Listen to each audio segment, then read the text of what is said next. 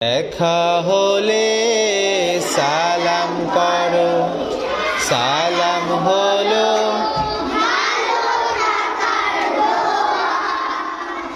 প্রথমে যে সালাম করে হৃদয়টা তার রচনা দিয়ে দোয়া।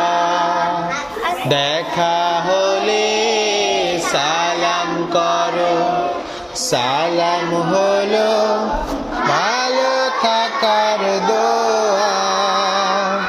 প্রথমে যে সালাম করে